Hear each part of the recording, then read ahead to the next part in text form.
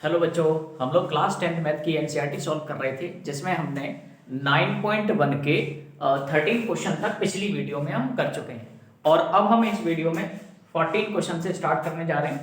तो 14 क्वेश्चन है बच्चों। A 1.2 metre tall girl spot a balloon moving with a wind in a horizontal line. देखो, ये मान लीजिए आपका कोई ग्राउंड लेवल है, ये ग्राउंड है, इस पर एक लड़की है जिसकी हाइट है 1.2 मीटर। तो बच्चों मैं लड़की को एक वर्टिकल लाइन यानी कि इस वर्टिकल लाइन AB से डिनोट कर रहा हूं। मान लीजिए AB कोई गर्ल है जिसकी हाइट कितनी है बच्चों, 1.2 मीटर। तो मैं लिख दे रहा हूं AB is a girl of 1.2 metre. तो बच्चों देखो, मैं लिख दे रहा हूं यहां पर गिवन हमें दिया है AB जो कि गर्ल है जिसकी हाइट कितनी है, गर्ल ऑफ हाइट 1.2 मीटर।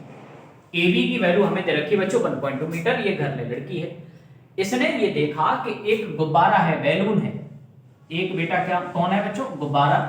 ये जो गुब्बारा है ये हवा के साथ साथ उड़ रहा है, लेकिन कितनी हाइट पर उड़ रहा है, at a height of 88.2 metre from the ground, यानी कि जमीन से 88.2 मीटर ऊंचाई पर ये क्या है, इतनी ऊंचाई पर ये बैलून जो है उड़ रहा है जमीन से। ठीक है, जमीन से कितनी ऊंचाई पर उड़ रहा है, 88.2 मीटर अबव द ग्राउंड। ठीक है, अब इस लड़की ने क्या किया, the angle of elevation of balloon from I of a girl at any instant is 60 degree.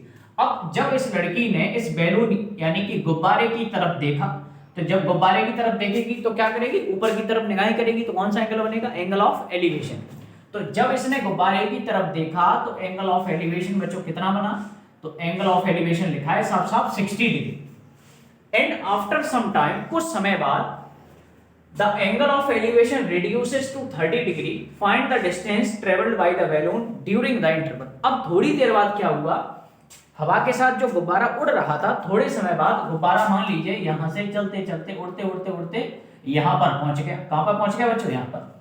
लेकिन अभी भी गुब्बारा जो है जमीन से कितनी ऊंचाई पर है, 88.2 मीटर ऊंचाई पर है। लेकिन अब हुआ क्या, अब जब इस लड़की ने इस गुब्बारे को देखा तो एंगल ऑफ एलिवेशन जो बना वो कितना बना बच्चों, 30 डिग्री। कितना बना बच्चों, 30 डिग्री। अब सुनिए, अगर मैं यहां पर नेमिंग कर लूं, कुछ जगह रह गई बच्चों जहां पर मैं नेमिंग कर रहा हूं, ये ए बी तो हमने मान लिया, इसको मैं मान ले रहा हूं बच्चों पी क्यू, और यहां मान ले रहा हूं बच्चों आर। ऐसे ही इसको मान ले रहा हूं एस, इसको मान ले रहा हूं बच्चों टी, इसको मान ले रहा हूं आ एस टी मान लो, और उसके बाद ए बी सी, सी नहीं माना तो सी मान लो। ठीक है, अब सुनिए, ए बी एक गर्ल थी। मैंने आपसे कहा था चाहे कोई गर्ल हो चाहे भी कोई भी एक परपेंडिकुलर लाइन हो, उसको हम ये मानेंगे जो भी ये गर्ल है, चाहे पेड़ हो चाहे बॉय हो, ये सब के सब हम इनको वर्टिकल लाइन से डिनोट करेंगे। और वर्टिकल लाइन क्या होती है, जो ग्राउंड के साथ परपेंडिकुलर होती है। ये भी 90 होगा, ये भी हाइट थी, ये भी 90 होगा, ये भी 90 होगा, यहाँ भी 90 होगा और यहाँ भी 90 होगा। अब समझिए थोड़ी सी बात, जितनी डिस्टेंस ए बी है उतनी ही डिस्टेंस क्यू आर होगी, उतनी ही डिस्टेंस टी सी होगी। अब मैं इसका रीजन दे रहा हूं बच्चों, क्यों होगी, सॉल्यूशन। जितनी डिस्टेंस ए बी होगी उतनी ही डिस्टेंस क्यू आर होगी, उतनी ही डिस्टेंस टी सी होगी। ये क्यों होगी, क्योंकि बेटा ये भी एक रेक्टेंगल है, ये भी एक रेक्टेंगल है, और रेक्टेंगल में अपोजिट साइडें कैसी होती है, बराबर। ये रेक्टेंगल क्यों है बेटा, देखो एक बी पर 90 है और यहाँ आर पर 90 है, ऐसे ही आर पर 90 और सी पर 90 है।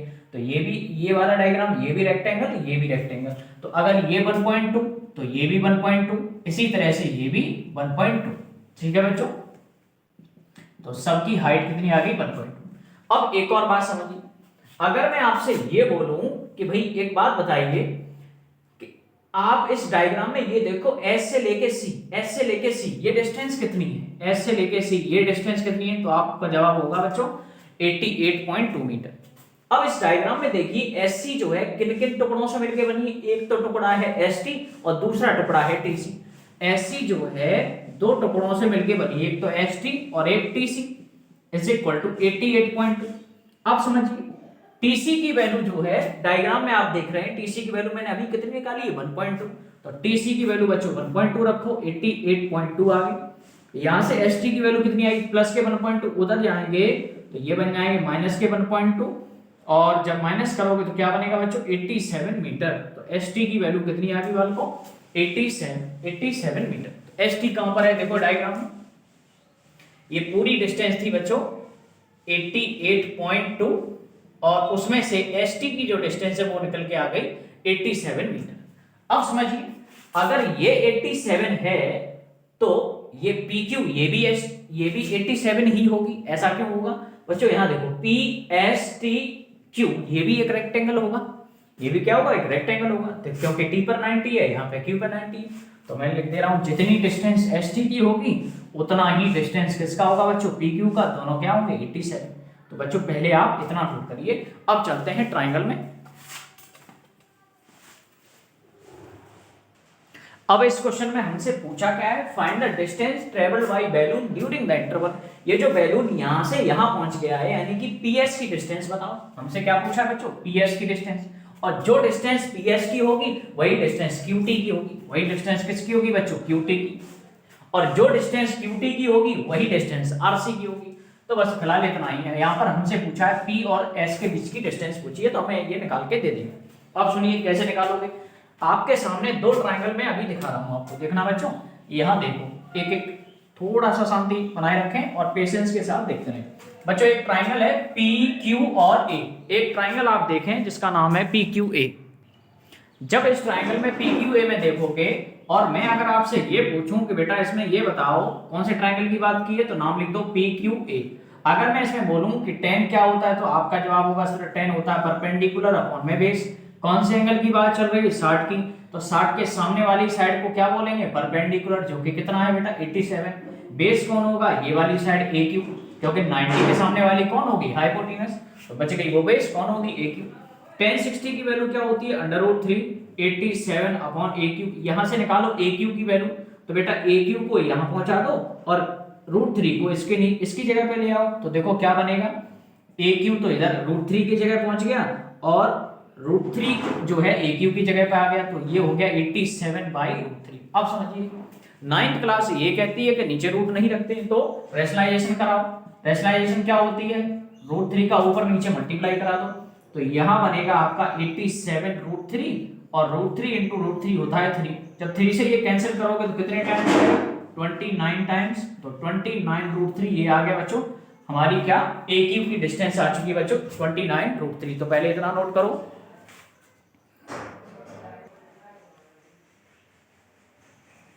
अब चलते हैं दूसरे ट्राइंगल में। अब एक दूसरा ट्राइंगल देखें ATS।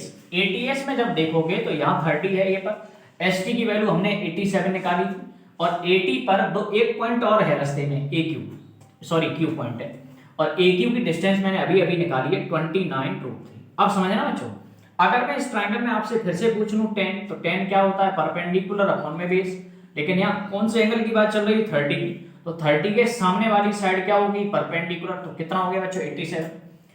बेस कौन होगा? देखो बेस होगा 80 किन किन चीजों से मिलकर बनी? एक तो है इसमें 29√3 और दूसरा प्लस कौन है बच्चों? QT।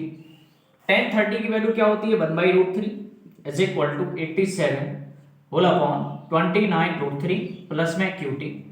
अब इसके बाद इधर चलते हैं, क्रॉस मल्टीप्लाई कराओ। 29√3 का 1 में कराओगे तो 29√3 प्लस QT का 1 में मल्टीप्लाई तो QT बन जाए QT। इसी तरह से √3 का मल्टीप्लाई अब 87 है तो 87√3। यहां से अगर मैं QT की वैल्यू निकालूं तो क्या आएगा बच्चों? 87√3 माइनस का 29√3। अब समझिए 87√3 में से जब 29√3 माइनस करोगे तो देखो √3 दो बार लिखा है, एक बार लिख दो। 87 में से अब 29 माइनस कर दो तो 17 में से 9 गया बच्चों 8 और यहाँ बचेगा आपका 7 में से 2 गया 5।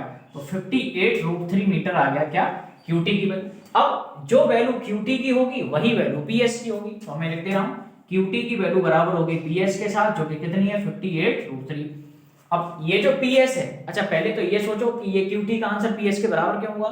क्योंकि ये देखो ना PSTQ ये एक रेक्टेंगल होगा, क्योंकि यहाँ T पर 90 है, यहाँ Q पर 90 है, ये रेक्टेंगल हो गया। अब समझिए रेक्टेंगल में अपोजिट साइड कैसी होती है? इक्वल होती है। तो जो वैल्यू QT की वही वैल्यू PS की, और PS की वैल्यू ही हमसे पूछी थी। तो इस सवाल का सही आंसर ये है बच्चों। ठीक है, क्वेश्चन नंबर 14 कंप्लीट हो गया है।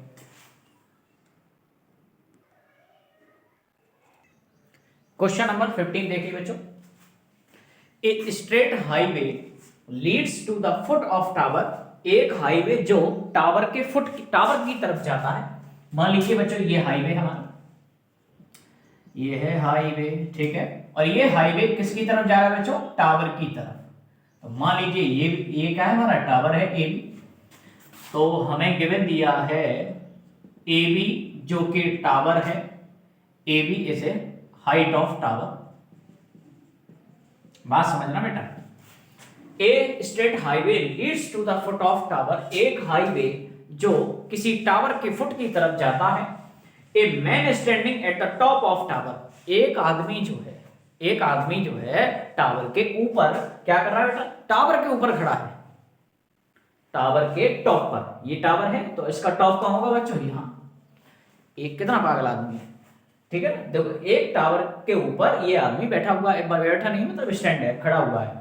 Observe a car eight an angle of depression of 30 degree which is approaching the foot of tower. इसने टावर के टॉप से देखा कि एक कार आ रही है टावर की तरफ। मान लीजिए ये कोई हमारी कार है, छोटी सी कार बना दे रहे हैं, ये देखिए कार मान लीजिए हमारी ए बी हो गया, आप सी मान लीजिए। अब क्या हुआ?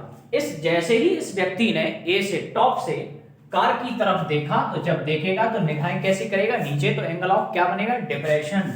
एंगल ऑफ क्या बनेगा बेटो? डिप्रेशन। तो एंगल ऑफ डिप्रेशन जो बना, अच्छा डिप्रेशन कैसे बनेगा? ये ग्राउंड है, इसके पैरेलल एक मैं लाइन ड्रॉ कर दे रहा हूं, ठीक है? तो ये देखो मैंने एक लाइन पैरेलल ड्रॉ कर दी। जो लाइन पैरेलल ड्रॉ करते हैं उसको क्या बोलते हैं? Horizontal line. अब कितने डिग्री का एंगल ऑफ डिप्रेशन बना उसका? 30 डिग्री का। 30 डिग्री, तो ये हो गया बच्चों 30 डिग्री।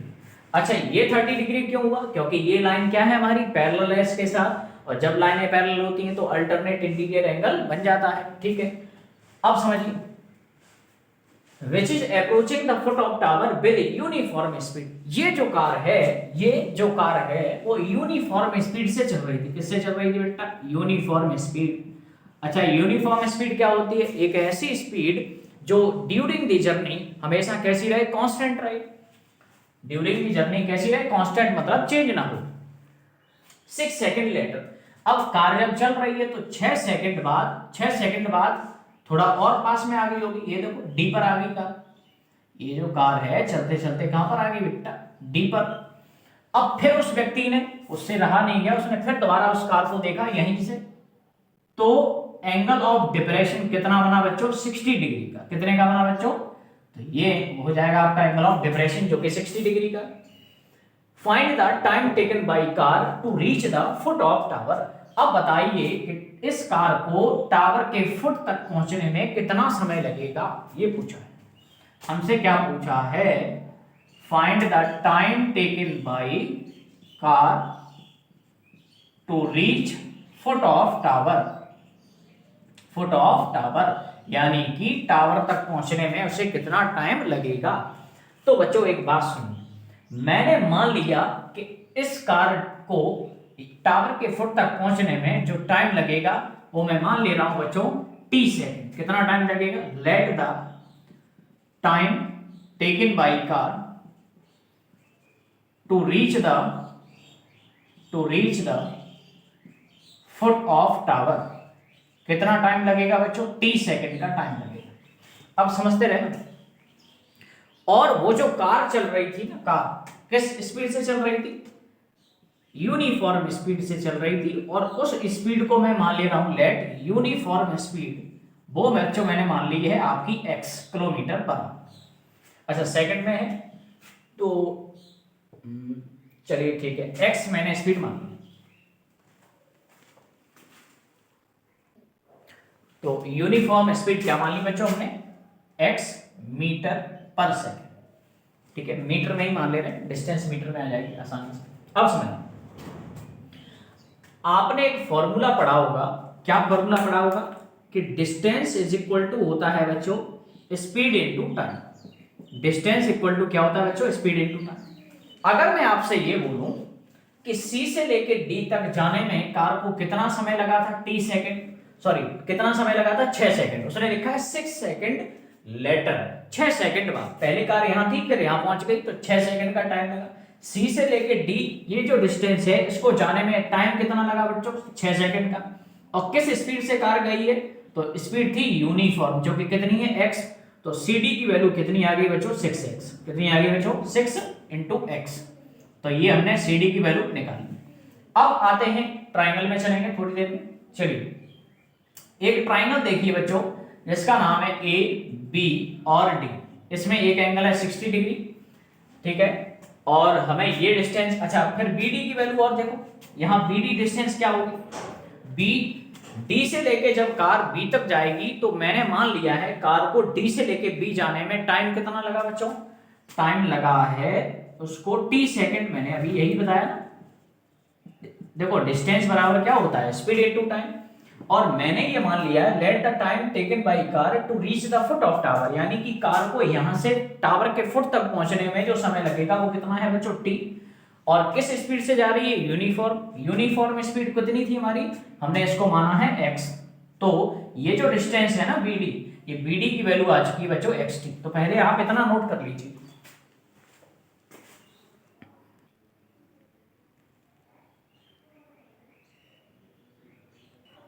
नोट कर लिया होगा बच्चों। अब समझिए, अगर मैं इस ट्राइंगल में आपसे बोलूं कि बच्चों ये बताओ कि 10 किस, पहले तो इस ट्राइंगल का नाम लिखो। ट्राइंगल का नाम है ए बी और डी। ट्राइंगल का नाम क्या है, ए बी और डी। इस ट्राइंगल में अगर मैं आपसे पूछने लगूं कि भाई 10 बताओ, तो 10 क्या होता है बच्चों, परपेंडिकुलर अपॉन में बेस। कौन से एंगल की बात चल रही है, 60 की। 60 के सामने वाली साइड क्या होगी, परपेंडिकुलर, जो कि कितना है A B, upon base. Base कौन होगा बेटा, 90 के सामने वाली हाइपोटेनस बच गई, वो बेस कौन होगी, बेस xt।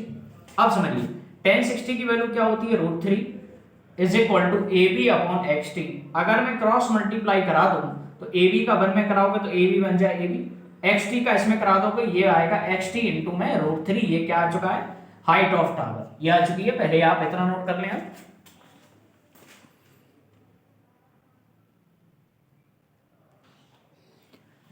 अब एक दूसरा ट्राइंगल देखें जिसका नाम है बच्चों ए बी और सी। ए बी और यहां पर सी। सी पर एंगल कितना है बच्चों, 30 डिग्री। रास्ते में डी और मिलेगा। सी से लेके डी ये डिस्टेंस कितनी है, 6x। और डी से लेके बी ये थी हमारी बच्चों कितनी डिस्टेंस, x इंटू टी। अब समझिए, अगर मैं इस ट्राइंगल में आपसे बोलूं कि भाई 10 क्या होता है, तो आपका जवाब होगा सर 10 होता है परपेंडिकुलर अपॉन में बेस। कौन से एंगल की बात चल रही है, 30 की। 30 के सामने वाली साइड क्या होगी, परपेंडिकुलर। परपेंडिकुलर ए बी हो गया, अपॉन बेस। बेस कौन होगा बच्चों, ये देखो बेस किन चीजों से मिलकर बना है, एक तो है इसमें 6x, दूसरा कौन है, xt। तो 6x प्लस xt ये क्या हो गया आपका बेस। बेस 10 30 की वैल्यू क्या होती है भाई, 1/√3 is equal to A B, और ये क्या है 6x प्लस का xt। अब समझिए क्रॉस मल्टीप्लाई कराओ। जब आप क्रॉस मल्टीप्लाई कराओगे 6x का 1 में होगा क्या बनेगा, 6x।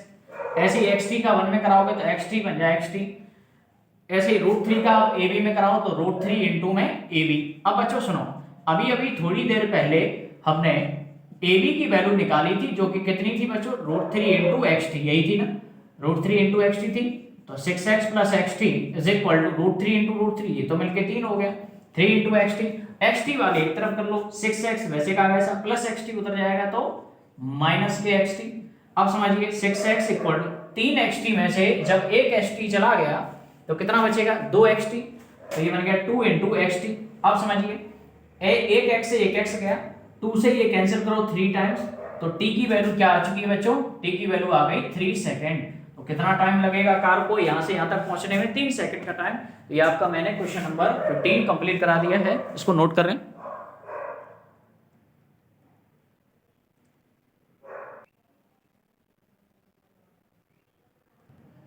क्वेश्चन नंबर 16 देखिए, the angle of elevation of top of a tower, the angle of elevation of top of a tower from 2 point at a distance of 4 metre 9 metre from the base of tower. देख ये मान लीजिए बच्चों आपका ground है कोई। अब क्या करना है, ग्राउंड से, ग्राउंड पर आपको 2 पॉइंट ले लें। एक पॉइंट मान लीजिए आपका सी है, दूसरा पॉइंट है बच्चों डी। ये आपका ग्राउंड है, ये सी डी, या मैंने मान लिया आपका ग्राउंड है। ग्राउंड पर आपको 2 पॉइंट लेने। अब ये 2 पॉइंट इस प्रकार से ले कि अगर, अच्छा इसी ग्राउंड पर एक है बच्चों टावर, टावर मैंने मान लिया बच्चों ए बी है, ए बी एक हमारा टावर, देखना बच्चों इस हिसाब से देखो, गिवन हमें दे रखा है ए बी एक टावर दे रखा था, तो मैं लिख दे रहा हूं A B is equal to क्या है हमारा हाइट ऑफ टावर, बात समझ में। अब इस पर 2 पॉइंट लेने, जो इस ग्राउंड से क्या है लिखा हुआ है the angle of elevation of top of a tower from 2 point at a distance of 4 metre and 9 metre from the base of tower. Tower से, टावर के बेस से एक पॉइंट तो रहेगा आपका 4 मीटर दूरी पर और दूसरा पॉइंट रहेगा आपका 9 मीटर की दूरी पर। टावर से एक तो रहेगा पॉइंट 4 मीटर की डिस्टेंस पर, दूसरा पॉइंट रहेगा 9 मीटर की डिस्टेंस पर। अब अगर इन्हीं दोनों पॉइंटों से द एंगल ऑफ से टावर का टॉप देखा जाए, इन दोनों पॉइंटों से जब आप टावर का टॉप देखोगे, टावर की तरफ देखोगे, तो हमें ऊपर की तरफ देखना पड़ेगा, तो क्या बनेगा एंगल ऑफ एलिवेशन। तो जब यहां से इसकी तरफ देखोगे और जब यहां से सी से ए की तरफ देखोगे, तो जो एंगल ऑफ एलिवेशन बन रहे वो कैसे बन रहे, आर कॉम्प्लीमेंट्री। क्या है बच्चों, कॉम्प्लीमेंट्री। तो पहले ये जानिए कॉम्प्लीमेंट्री क्या होता है। कॉम्प्लीमेंट्री ऐसे दो एंगल जिनका सम क्या हो बच्चों 90 डिग्री हो। कॉम्प्लीमेंट्री एंगल का मतलब होता है ऐसे दो एंगल जिनका सम करने पर कितना आए 90 डिग्री आए। तो हम अगर इन दोनों में से किसी एक एंगल को थीटा बोल दें, क्या बोल दें बच्चों थीटा, तो दूसरा एंगल क्या होगा देखना। तो पहले की जगह मैंने थीटा रख दिया, तो बेटा प्लस थीटा उधर ले जाओगे तो सेकंड की वैल्यू क्या आएगी 90 माइनस थीटा। तो अगर मैंने ये एंगल थीटा माना तो दूसरा एंगल क्या होगा बच्चों 90 माइनस थीटा। बात समझ में आई कि नहीं आई। मैंने क्या किया है, ये जो एंगल हैं वो कैसे दे रखे थे कॉम्प्लीमेंट्री, तो उनमें से किसी एक एंगल को थीटा मान लिया, तो दूसरा अपने आप क्या होगा बच्चों 90 माइनस थीटा। तो मैं ये हटा दे रहा हूं। अब समझिए, अब हमसे ये पूछा है prove that the height of tower, to prove वाला क्वेश्चन है और ये मोस्ट इंपॉर्टेंट सवाल है। ये जो टावर की हाइट आएगी वो 6 मीटर आएगी, ये हमें प्रूव करके दिखाइए। और कब दिखाइए, जब B से लेके D ये डिस्टेंस आपको पता हो जो कि 4 मीटर हो, और C से लेके B यानी कि ये डिस्टेंस आपको 9 मीटर की पता हो, तब आपको ये प्रूव करना है। तो देखो बच्चों ये टावर है, ये टावर को हमने वर्टिकल लाइन से नोट किया है। वर्टिकल लाइन मतलब ऐसी लाइन जो ग्राउंड के साथ परपेंडिकुलर। तो बच्चों यहाँ पर आपको 2 ट्राइंगल दिखाई दे रहे होंगे। पहला एक ट्राइंगल है A B और D, एक ट्राइंगल है जिसका नाम है A B और D। इस ट्राइंगल में देखें यहाँ 90 है, ये B और ये D पर है 90 माइनस थीटा। BD की वैल्यू कितनी है डायग्राम में 4 मीटर।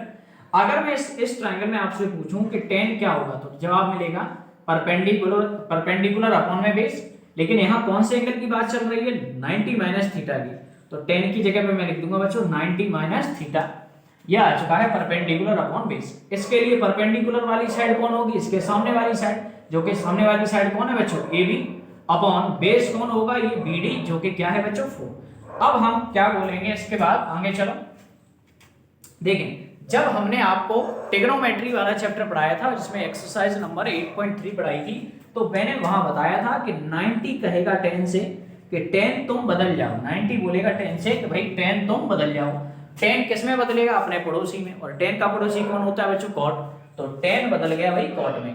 लेकिन जब बदलेंगे तो यहाँ वाला एंगल साथ में लाएंगे, तो ये बन गया बेटा cot theta is equal to AB upon में 4। ये आपका आ गया इक्वेशन नंबर, इसको फर्स्ट मान लें। तो पहले आप इतना नोट करें, उसके बाद चलते हैं दूसरे ट्राइंगल पर।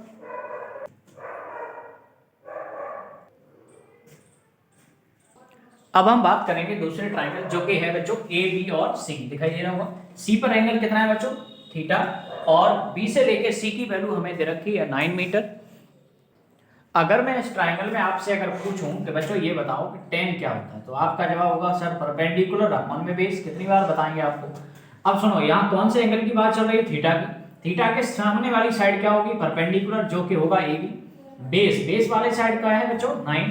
अब समझिए, तो tan थीटा आ चुका है बच्चों हमारा AB, tan theta is equal to AB upon में 9। ये आ गई हमारी इक्वेशन नंबर 2। अब क्या करेंगे वो सुनो, पहली और दूसरी इक्वेशन का आपस में मल्टीप्लाई करा दो। पहली और दूसरी इक्वेशन का आपस में आप क्या करें मल्टीप्लाई करा दो। तो बच्चों सुनो, मल्टीप्लाई कैसे कराते हैं दो इक्वेशन का, लेफ्ट हैंड साइड का लेफ्ट हैंड साइड में और राइट हैंड साइड का राइट हैंड साइड में। तो बेटा लेफ्ट हैंड साइड में इसमें क्या लिखा है, हम लिखेंगे on multiplying multiplying equation first and second, equation first and second. तो बेटा इसकी लेफ्ट हैंड साइड क्या है tan थीटा, इसकी लेफ्ट हैंड साइड क्या है cot थीटा। तो tan का जब मल्टीप्लाई होगा cot में तो क्या बनेगा tan इनटू में cot। इसी तरह से इसकी राइट हैंड साइड क्या थी बच्चों ab अपॉन में 9, इसकी राइट हैंड साइड क्या है ab अपॉन में 4। तो जब मल्टीप्लाई करोगे तो देखो क्या मिलेगा, ab का मल्टीप्लाई ab में होगा तो ab का स्क्वायर, 9 4 जा 36। अब समझिए tan थीटा वैसे का वैसा, cot को मैं लिख सकता हूं 1/10, क्या लिख सकता हूं बच्चों 1/10, 10 से हुआ 10 कैंसिल, इधर कौन रह गया बच्चों 1 इज इक्वल टू ab का स्क्वायर अपॉन 36। अब बच्चों करा दो क्रॉस मल्टीप्लाई, 36 का 1 में कराओगे तो यहां बनेगा ab square equal to 36, square हटाओ रूट लगेगा तो क्या बनेगा अंडर रूट 36, और 36 किसका रूट होता है बच्चों 6 का। तो हाइट ऑफ टावर जो कि क्या थी हमारी 6 मीटर आ चुकी है। ये हो चुका हमारा हैंस प्रूफ। ठीक है बच्चों, अब समझिए ये चैप्टर 9 तो मैंने आपको कंप्लीट करा दिया। अब इसके बाद मैं आगे कौन सा चैप्टर पढ़ाऊं वो आप कमेंट बॉक्स में लिख के मैसेज कर दें। ठीक है, तो अब मिलते हैं नेक्स्ट वीडियो में। आई होप आपको ये सब समझ में आ रहा होगा। तो चलिए बच्चों, बाय, टेक केयर।